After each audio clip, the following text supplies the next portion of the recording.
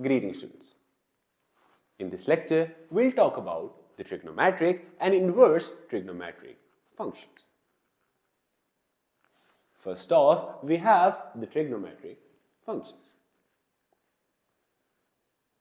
Now on your screen, we have given you some of the important trigonometric functions along with their domains and ranges.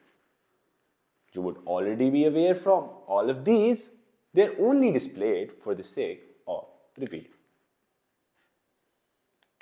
Now let's move on to the inverse trigonometric functions.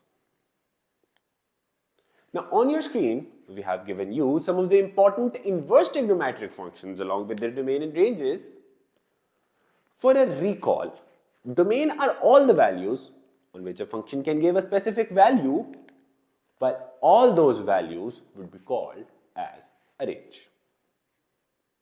And that's all from us for our lecture of today.